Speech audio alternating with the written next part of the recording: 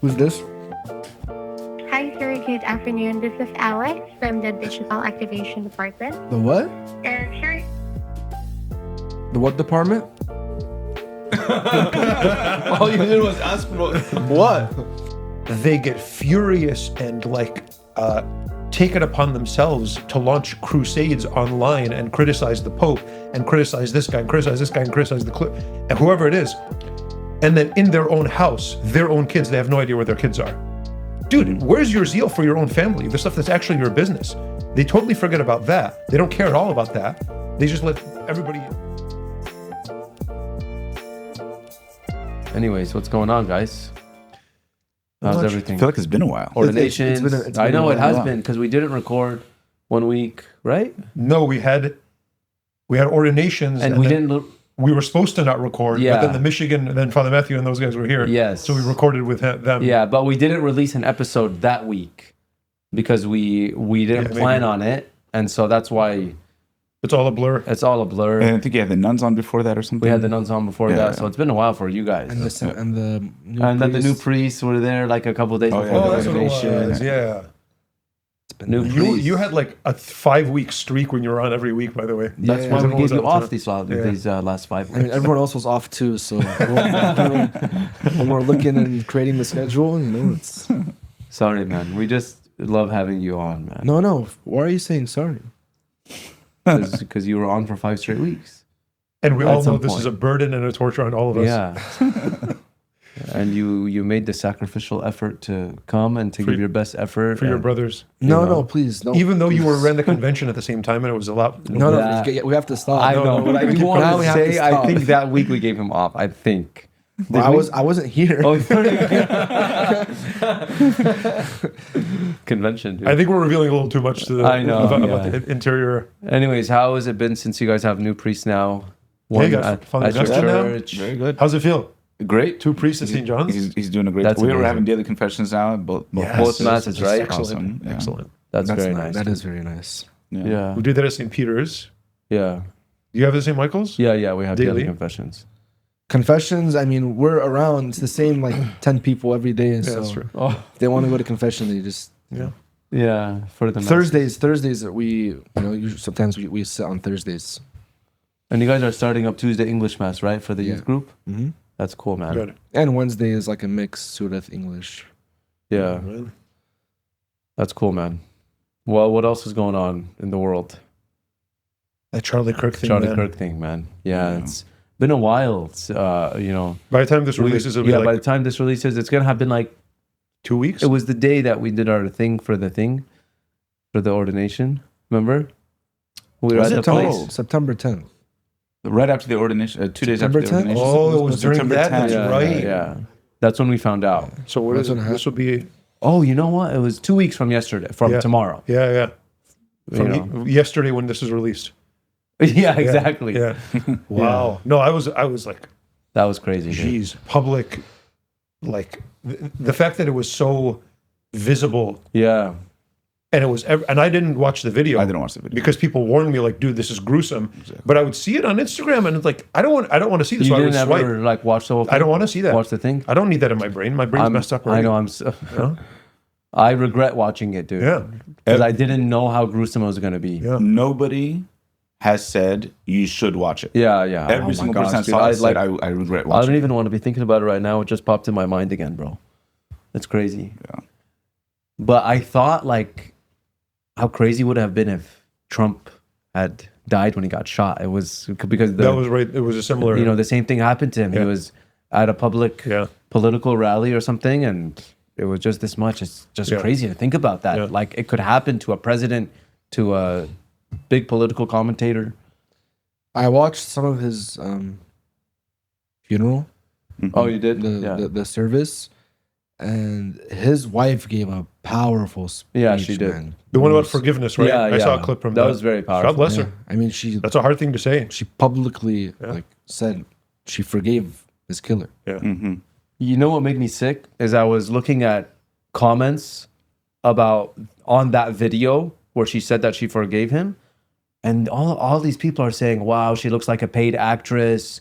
She's just acting like, dude. Let the lady let her grieve in the way that she wants. And she's at least saying this thing where she's forgiving this guy that killed her husband. Like, You know what bothered me a lot about that is what does Jesus mean when he says, do not judge? yeah, exactly. If not that. Yeah. At the very Yeah, yeah. he doesn't mean never tell somebody that something they did is wrong, or never correct somebody, or never. He doesn't mean that at all. He doesn't even mean like, I mean, do not judge. Oh, if somebody's applying to the seminary, I have to judge their merits of entering. Yeah. That's not what he means at all. But at the very least, the minimum he means is don't assume things about people's intentions. Yep. She said those words. Whoever it is, forget about her. Forget somebody said something. You take them for what they said. Yeah. I'm judging you as being insincere based on what? Based on your already prejudgment of my character, which is based on some previous prejudgment. Like, get out of here. It's none of your business, my intention. Yeah. I said it, and you should take it as what I said. And it's still a powerful thing to say. Very powerful thing to know? say. I saw a video of a guy who said, like, after she said that, he said, since Erica Kirk said that, I felt inspired and I want to forgive my brother's killer. And he said, the only reason I'm doing it on social media is because I have no idea where he is. And then he said his name. He said, I hope that this reaches you. He said, my brother was killed in a bar fight. He said, I don't know why you fought that day. I don't know why. Wow. But I want to forgive you. It was very, very powerful, dude. It's amazing. Yeah. That must be a very like a plateau. Like, it must be so difficult to get to the point to do that, to forgive somebody that's hurt you like that. But it must be so freeing afterwards. Yeah. I really think when Christ tells us to forgive, it's for us. Like, who knows? Maybe the guy that killed his brother is already deceased, or he's just so hard of heart he doesn't care. Yeah. So it's not like that guy forgiving his brother's killer is going to help the killer. It's going to help you move on and live your life and not let this weigh you down anymore. That's why I always tell people when they're like, oh, my brother did this to me, my family did this to me, my in-laws did this to me, and I keep thinking about it. Like, you're ruining your own day. Every day you're ruining your day. Yep. For your own sake, out of love for yourself, move on. Yeah, and then the other thing is it actually could change the person that you're forgiving. Yes. In which case, then you're just bringing about something good and benefiting your own life by doing that reciprocally. Yeah. You know, instead of fighting fire with fire all the time. I mean, that's what Jesus did, right? He won us over by taking upon himself the punishment for our sins and forgiving us, and that forgiving us is what won us over. That's And how you you're- make a change in the world. Yeah. And you're not saying what this guy did to kill my brother is okay. No. Right? That's not what forgiveness is. That's what a lot of people think it is. Forgiveness implies that what was done was wrong. If it wasn't wrong, then there's nothing to forgive. It's wrong, and it should not have happened, and it was unjust, and it was hurtful, and it hurt me in particular. And all of that being said, I'm going to forgive. And if we're going to make this, it's Christ who kind of commands this several times. He's like, okay, if you do not forgive, you will not be forgiven. Christ puts a lot of heavy things, heavy weight behind his command to forgive. But then you do it, the good consequences start to flow. That's how grace works. Grace puts it in our heart, gives us the power to forgive, which I think maybe beyond merely human capacity. And then I do that one good thing, and it starts to ripple God's goodness into the world. Whereas if it's, well, no, I'm not going to forgive you, okay, then the world stays as it is. And it's just a continued cycle of revenge and anger. And okay, then the world is what it is. But if I'm going to make a change, it's going to be something crazy like that, something powerful. On this note, I want to read what Pope Leo said, because I think it really has to do with all of this. So Pope Leo tweeted this. I think this was on the Feast of the Cross. Okay, so this is what he said.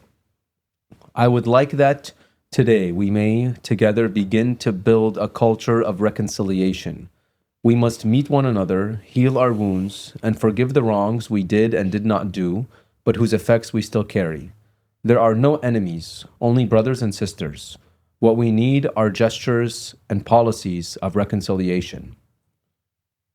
And the reason why I want to bring this up is because I read some of the responses to his tweet, and there were people, including some like high-profile Catholics, who were disagreeing with him publicly, saying like, no, you're like, it's too soft of a message. Like, where did the fighting spirit go in the church and from the leadership of the church? Well, turn the other cheek. Oh yeah. So this is, I think there's like, we've talked about this a few times on the show, the power dynamic that's there in all of humanity I think that's kind of what is happening in kind of the culture right now in America. It's like, okay, we're just going to fight, and whoever wins wins the culture and wins the control and gets the power. That power dynamic, that's the story of humanity. Boycott, all this stuff, right? We're gonna get this guy canceled. We're gonna shoot somebody because we disagree with them, and we're gonna use rhetoric to paint everybody that's our enemy as dangerous or as a fascist or as whatever. It all started, not all started, but like decades ago, it was, I'm gonna call everybody a communist that I disagree with, that I want them to get fired. That's power dynamics. I'm going to destroy everybody who's in the way of me seizing power. Mm-hmm. If that's what Christianity is to them, and if that's what they want the Pope to be saying, oh my gosh, like what's your faith then? Well, because you're just another government. You're just another... Yeah. And I think a lot of that is people looking at the Middle Ages, Europe in the Middle Ages, Christendom, and wanting to go back to Christendom of Europe back then, where the Pope is basically the emperor of Europe, and the church runs the world, not just culturally, but politically. And so it's the biggest power in the game, and it controls everything and whatever it is. But that... that was wrong of the church to do that. It was, to some extent, it was necessary because of whatever the political dynamics were in Europe at the time and leading up to that time. But that's not the place of the church. That's the big disagreement, right? Well, but it happened in the Middle Ages, right? And people bring up, in the time of the Crusades, right? Can we talk about that for a minute? Because I want to see what you guys think about that, because a lot of people bring it up now, like the Crusades. Like, what were they? What was the church wrong at that time? I have a serious problem in my brain. Is I've just been trained. I just taught myself and been trained to just do my best to understand every side of the issue. Okay. And so what I just said, like, I don't think the gospel and I don't think the incarnation, the intention of it was to create a state. Mm-hmm. A Christian state. I don't think that's what Christ wanted. Then again, okay, now you're asking me this question. Okay, what was it about? Well, I mean, it wasn't only about we're just going to conquer the world. Like, there's religions that do that. Like, that's what certain religions are, just from the ground up built on political power. No, I think you can understand some of them, at least sort of the initial intention of the Crusades was like, okay, there are Christians in other parts of the world that are being killed for Christianity. Let's go defend them in the Holy Land and other places. Okay, I can see where they're coming from. It seems to me that it got out of hand and it became just not pure, but like a lot of corruption and a lot of just more about power than about protecting people that are vulnerable. So what may have started out as a well-intentioned thing kind of just became an excuse, similar to like Spain or a lot of European countries were going to spread Christianity. I think at some point it just became, that was just the veneer, that was just the surface. And then in the name of spreading Christianity, they just conquered a bunch of countries and made a bunch of money, and you know what I mean? So we still do that today.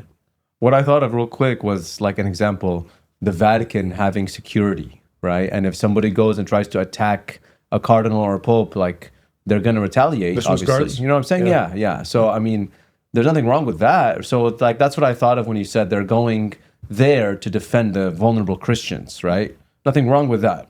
In principle, it's not. Right? The problem is, once you get that going, it's hard to curb human appetite.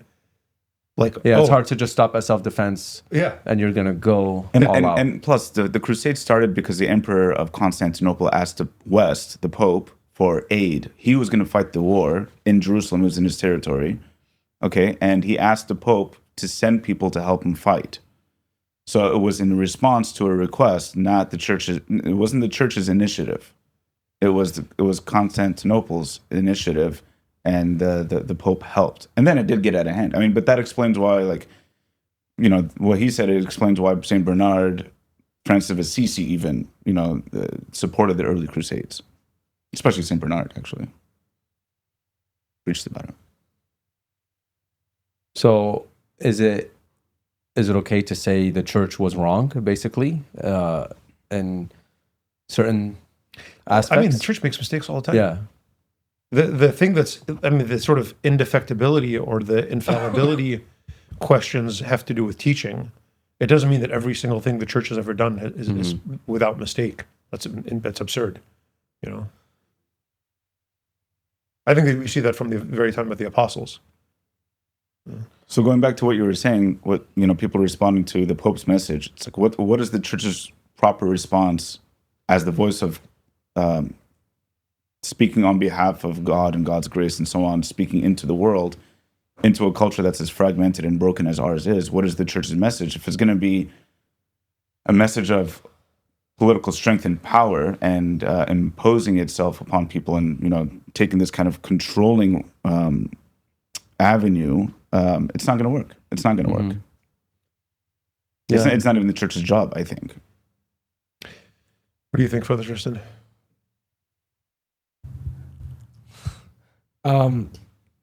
I agree. I was thinking of a couple different things when you guys were talking about the Crusades. With human nature, you're going to have sinners, and within the church, there's going to be people who are especially sinful. Just like when Spain came to the Americas and the way they kind of took over the Native Americans, and some of it was amazing, beautiful evangelization. There are saints because of it. And some of it, they did some pretty horrible and evil things. So because of human nature that exists, we can't overgeneralize, I think, and say that because of the mistakes of people from the church, therefore the church has to become, or the church is not valid, or the church is not true, or things like that. That's kind of a little bit off topic, but to bring it back to where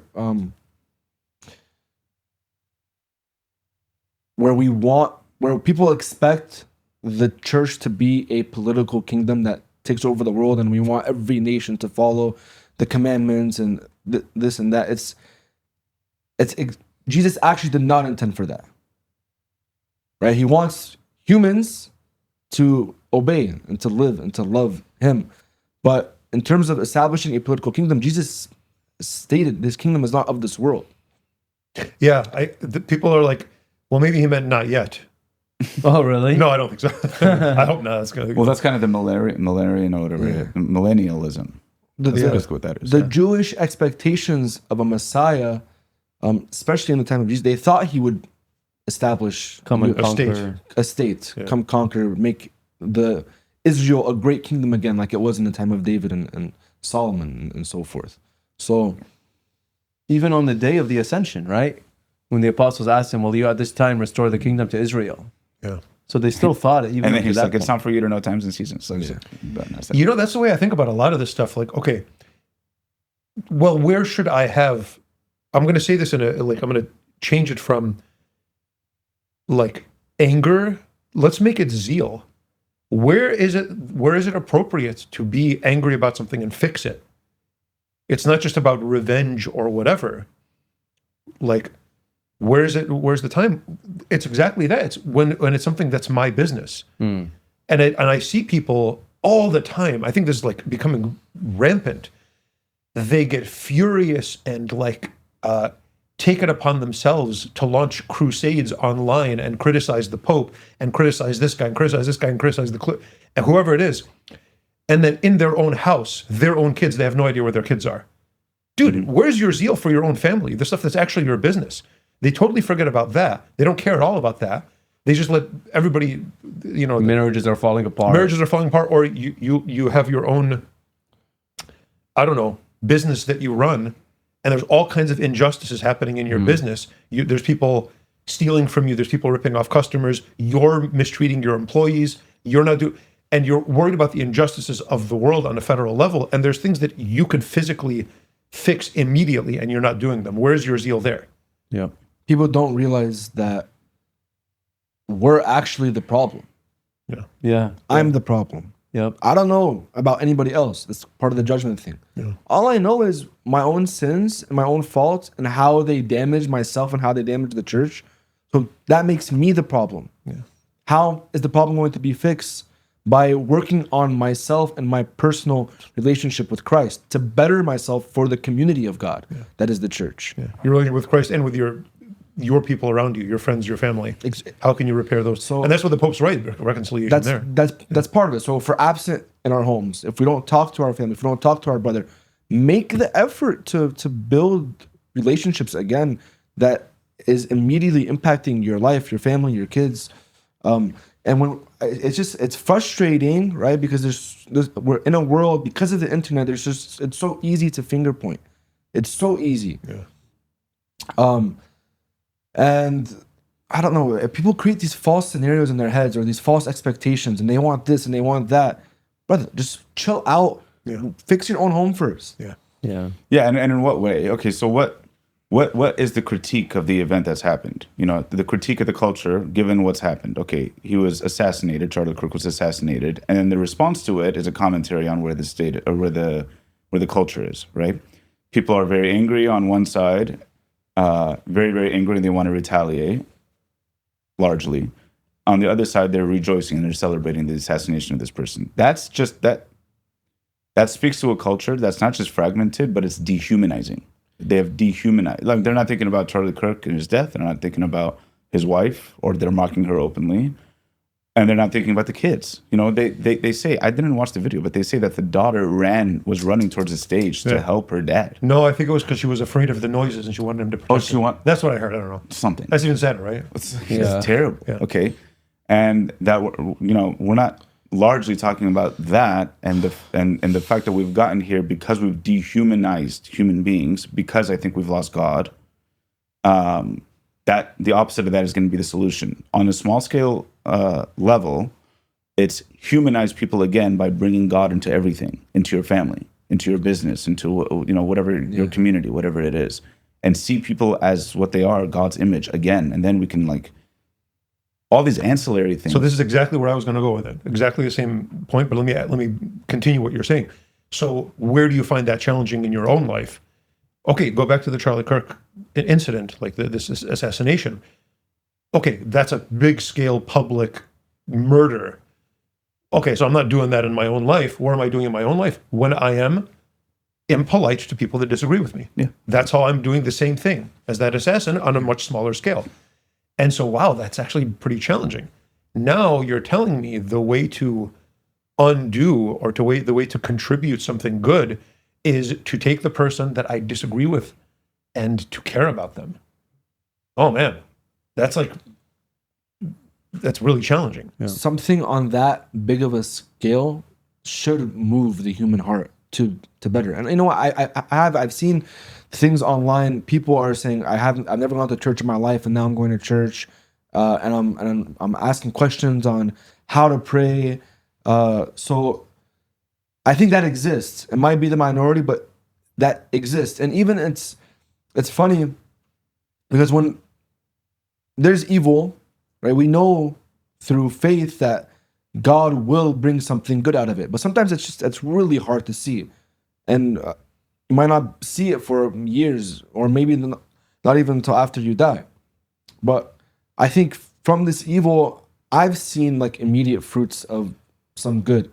Like just the wife publicly saying that she forgives, you know, the killer of her husband.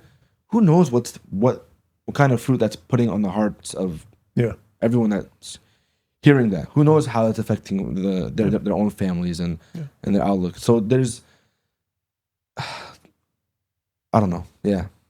Yeah, and then the responses were massive. I mean, they said there was a gigantic vigil in England. I mean, it was like 1 million people or something that gathered together on Sunday after, and they did this big vigil prayer there, and then a lot of people went to church that day. You know, it's like that's a good thing. Thank God.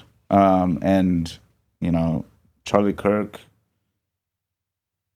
kind of took that upon himself, and the effect that's happened from his own assassination it might be a spread of a lot of grace and a lot of people coming back to faith, realizing kind of like evil has unveiled itself in a sense. I mean, part of it is, and I actually never, I mean, I would see him like on, Reels and stuff. you know, for a few seconds. Like, okay, what? I don't really follow stuff like this at all. So I don't know anything about him. And I generally, had the impression that he was conservative, and that's about, and he was a Christian, so that's nice. He's a Christian and stuff like that. So I'm not going to be a guy to compare him to, I don't know him to compare him to somebody who compared him to St. Paul. Who did Cardinal that? Dolan. did. Dolan? I don't know. Yeah. I don't. I mean, he's not even Catholic. Yeah, so whatever. Yeah. But like, I'm thinking of Socrates. Like, okay, he's saying things fairly annoyingly throughout his entire life. He's asking Gadfly. questions that are annoying, and not just annoying. Here's the part that's kind of, Socrates is asking questions that are irritating because people just make assumptions without questioning them. But they're also questions that are politically maybe dangerous to this, because the state kind of rests on common assumptions that people hold. And when you question them, it kind of like shake. And so, you know, you can kind of see both sides. I'm not saying of Socrates, but like you're asking questions that are deep to people that they don't want to ask them. And I have no idea if Charlie Kirk was anything like Socrates. It seems like he actually had a lot more assumptions than Socrates did. Socrates was just kind of questioning almost everything. Charlie Kirk was questioning the things that he was questioning. Fine. My point is this. The response to those conversations, again, how he did it, his mannerisms, his mood, his whatever, I don't know. But the fact is he was trying to have conversations with people that disagreed with him. It seems like that's what I saw on those few seconds. I don't see how that can be a bad thing. He's trying to cross the aisle. Maybe he wasn't open-minded enough, maybe this, maybe that, but still, at least his attempt was something good. I think the more of that, the better. Yeah. Whereas what we're taught lately, especially, I don't think it's just social media. I think it's also the algorithms. We click on stuff that we like, and so Instagram and YouTube and whatever keeps giving us more of what we like. And so more and more, we don't even see the people that we disagree with. They're just not even in our world. And therefore, if they have a point that, oh, you know what? Okay, I guess I'll give them that. We never have the opportunity to see that unless we actively look for it. But who's going to do that? Very few people. So to the degree that he was at least trying to do that, good, God bless him, good for him. And I don't think that's the thing that was threatening to the people that I have no idea what the motive was. But the more of that, the better in general. Like, let's try to hear each other out. Let's like sit and have the conversation and let the person speak for themselves. And if we disagree, we disagree, but at least we understand the person we're disagreeing with. That's the first thing that you see. Like, open up. Do you have a Summa here? Yeah. You probably got one here. There is on this side. I've seen it. Open up. Is there Aquinas. I don't see one. The Summa Theologiae, right? What's the first thing you see? Whatever. Look it up. Objections. Right? You see, the first thing you open Aquinas, his most mature work, the literal first words are given to his opponents, and he lets them speak for themselves. And he famously will formulate what his opponents say most of the time better than they do. He doesn't strawman, he doesn't weaken his opponent. He wants them to speak for themselves. He wants to make it the strongest case possible. He lets them speak. He doesn't interrupt, which is crazy. I don't know anybody who doesn't interrupt, right? Then objection 2. What is this other objection? Objection 3. And then he will quote his authority, and then he'll say, okay, here's what I think. And then he'll reply to each objection and say, here's where I think you went wrong. Politely, calmly, one tiny question at a time for thousands and thousands and thousands of pages. That's thoughtful dialogue and conversation.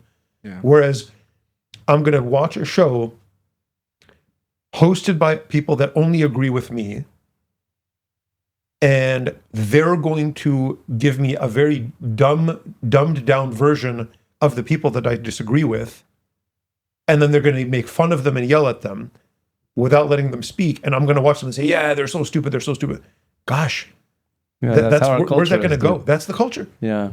And that's why we're so divided. And we were shifting, like, with Charlie Kirk, honestly, because, like, one of the cool things that he was most known for is that he would just go to college campuses and he wouldn't edit the videos. He would just let the people speak, and he would just have a dialogue with random people. And so when you were talking about that approach of like sitting with your opponent, I mean, there was a cool thing where a couple months ago, I think Gavin Newsom started a podcast, and his first guest was Charlie Kirk, actually. Oh, wow. Yeah. And they had, a full 1 hour conversation. I never thought I'd say good for Gavin Newsom. Yeah, Charlie Kirk went on Bill Maher's show as well. Yeah, Bill Maher's one of these guys. I actually can't stand him. The way he talks, he's so like. I'm sure I come off as arrogant too, so I don't want to. But like, I don't like Poza Kliba. He just like kind of. I don't like his face, basically. But I'm gonna give him credit. The guy will say things that his audience doesn't want to hear. Yeah. So I'm gonna give him credit for that. Good for him. True. Yeah. Be of one mind. That's the reading for this upcoming Sunday from Philippians. So I'll just read that part real quick. Speaking of St. Paul and of all of this stuff, this is what our people in the Chaldean church are going to be hearing on Sunday in the epistle.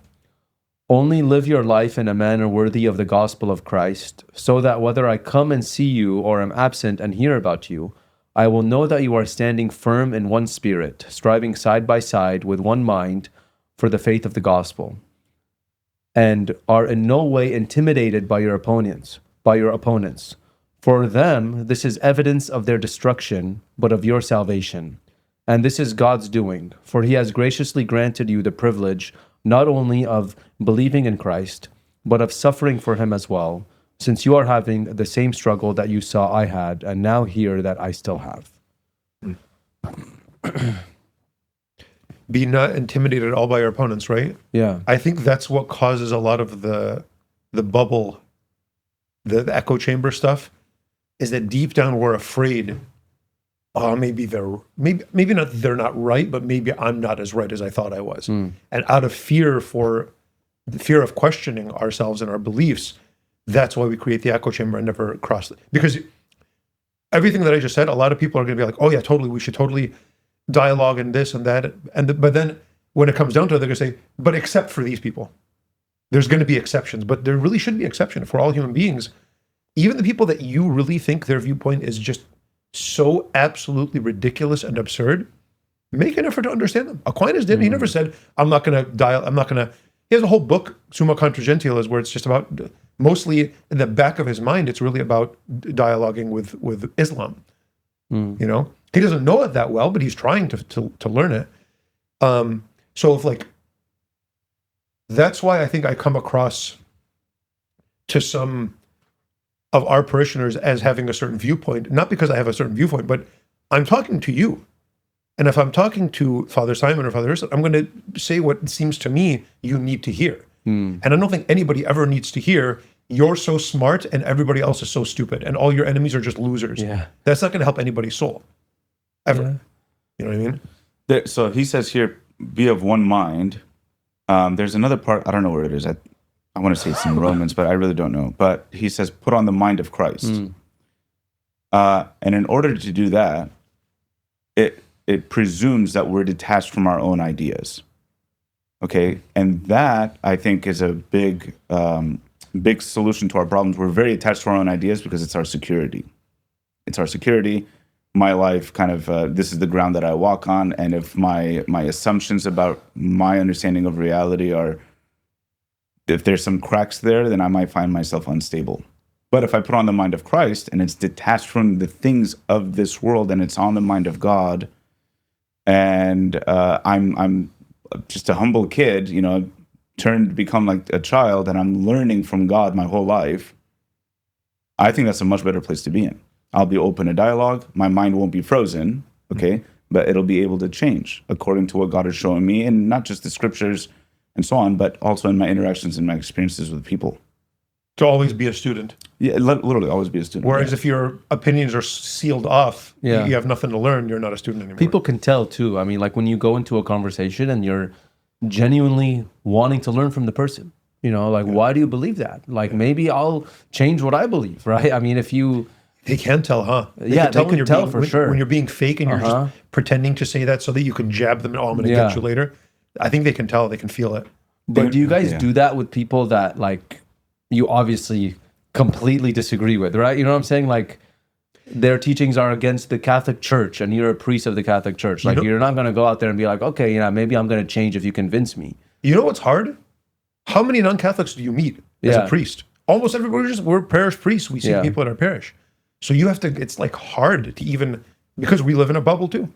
Yeah. I mean, social media you can kind of help if you adjust your algorithm to find people with like, I mean, in principle, I think it would be really inhuman to say there is nothing that could ever change my mind.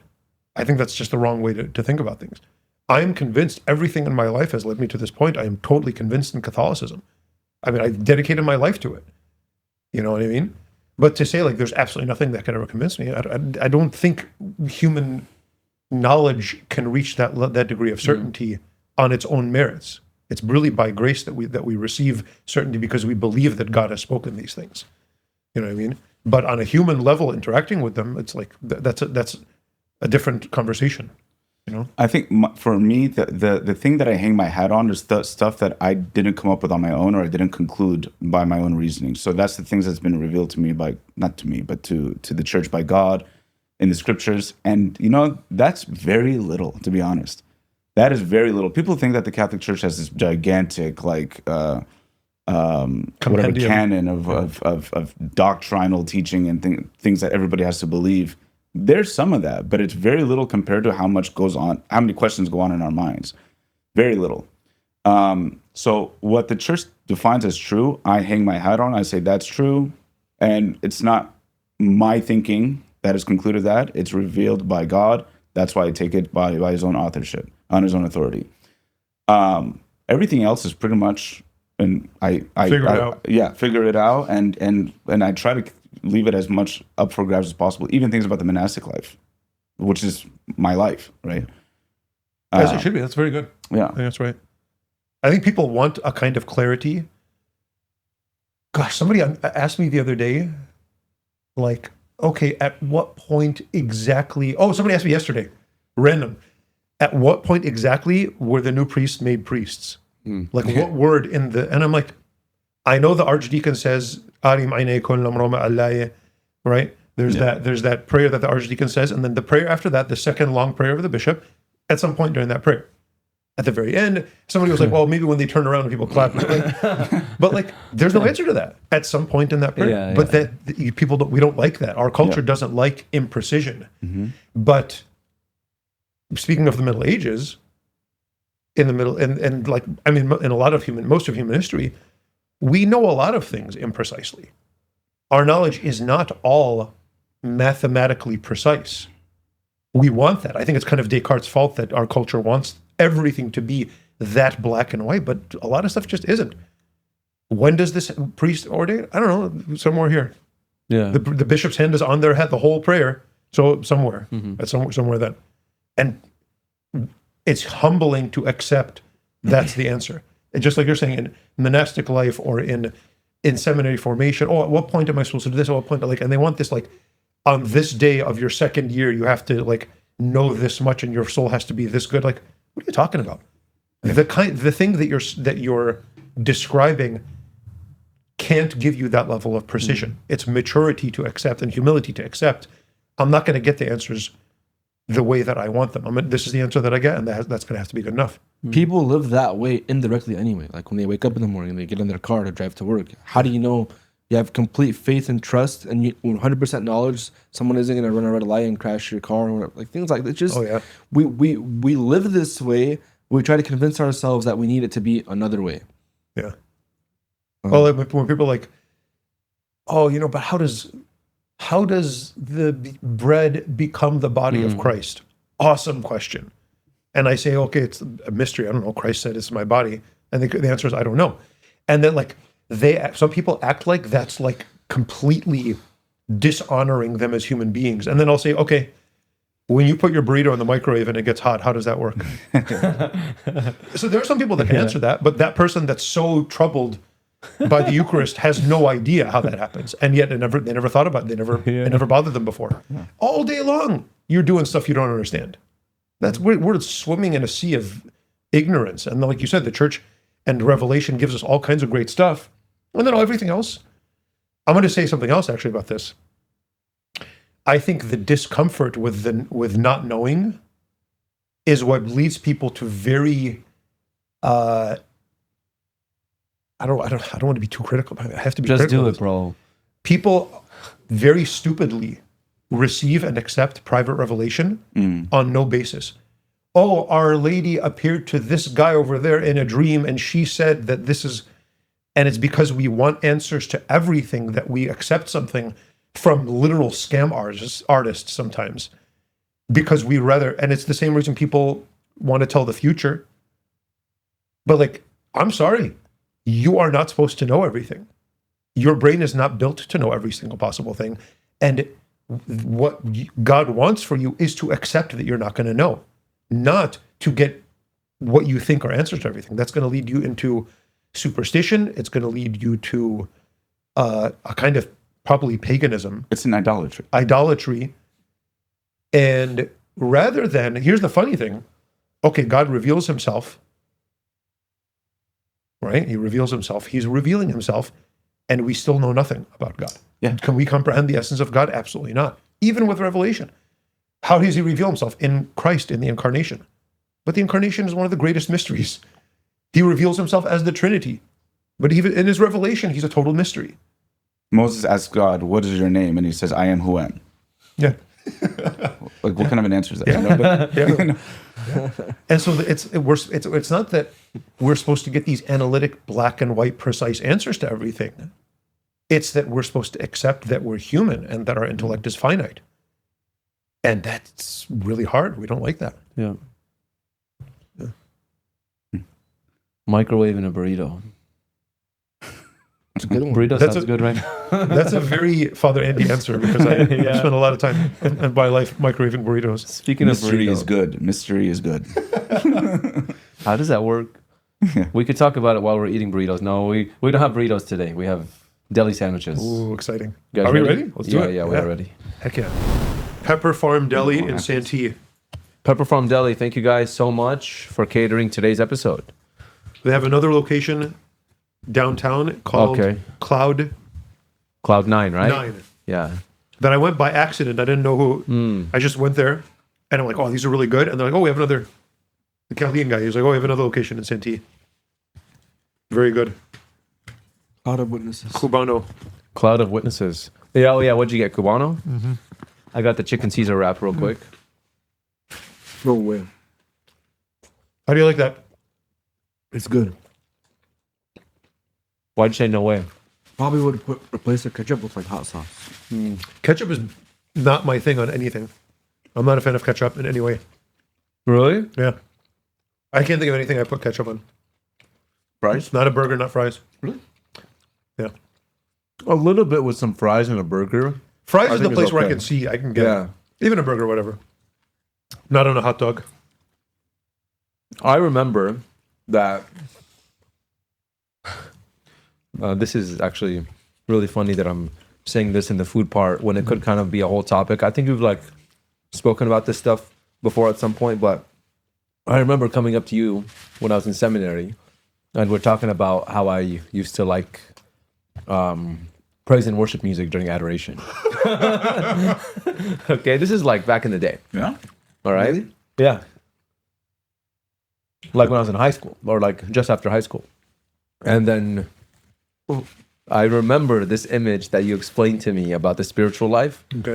and about how like if you want to get a kid to eat his steak or kubba, maybe you might have to put ketchup on it for them to Oh eat yeah. it.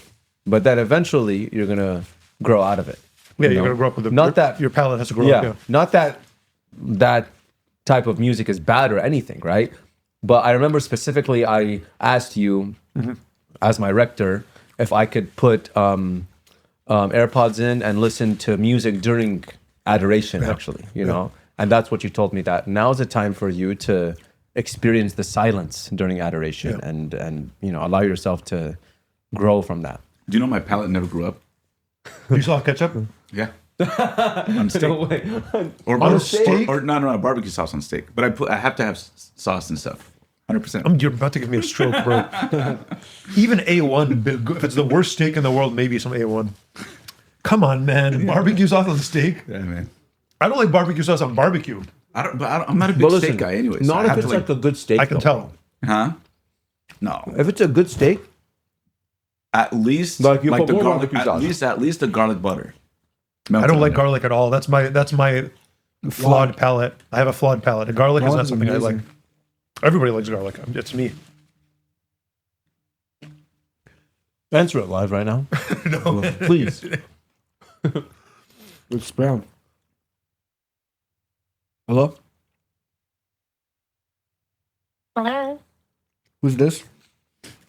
Hi, sir. Good afternoon. This is Alex from the Digital Activation Department. The what? And sir, The what department? All you did was ask for what? You asked one question. That's called cancel culture. They hung up on you because they asked a question. Bro. There's a Key and Peele skit where I don't know if you guys have seen it, but it's like the telemarketers, you know, and he calls the guy, and the guy says, "Oh, you know, I'm not really interested in this product," and then the guy hangs up the phone right away, and the guy gets pissed. How could he hang up the phone on me? Yeah. And he calls back and says, "Why'd you hang up the phone?" Well, do you want to buy the product? Well, no. Bam. And then he keeps on calling him and calling till he buys the product. Yeah. It was the funniest thing, dude. Yeah, call her back. Call her back. No, man. No, be like, why'd you hang up? I don't know what this is for. Hi, this is Harry, Digital Activation Department. How are you today? Hi, I just got a call from this number, but you guys brutally hung up on me. I want to know why you guys did that. I guess, sir. So this is my first time calling you. Maybe this was from a different You, company. you didn't call me. I called you. What? Hmm? Huh? That's crazy, bro. Are you making fun of me, bro? Oh, come again. Come again. Someone else answered. Like they know they're scam artists. Bro, that was And they know this It's so funny, bro. That was actually crazy. is the worst episode ever. Yeah, I'm done, bro. Oh my gosh. That pissed me off. See, that was the bit in the Key and Peele skit. That was the bit. He kept on getting more and more pissed. How are the wraps, by the way? Bomb. Very bomb. All the food here is really good. But the thing is, how did it change from from cold to hot though? It has to do with What do you mean? electromagnetism in microwaves. Well, Cabano's a great sandwich, man. Pulled pork and ham, yeah. pickles and mustard. This is great food, man. Great, Are great those all the food. same? No. There's a gyros one and a tuna one and a chicken Caesar right here. I did the chicken Caesar. How's the gyros? Do you have the gyros? I didn't try it, but I think I'm going to try that next. No. Your beard. Thank you. Oh, yeah. I got some. I got rocked. What do they call that in Sudan? I have no idea. I remember there was a term like. Still something is there. It's like when something is in the grass. Okay, never mind. I don't know the word. Well, you're like moving it now. Yeah, there we go. It's gone. It's now. gone. Man, I hate this segment. The food part. A lot of people really like it, and a lot of people really hate it. Yeah. Whatever. I don't know. It's free food, so. Well, cool. Thanks, guys. Go bless. Padres. Go Yeah, Padres. bye-bye, everybody.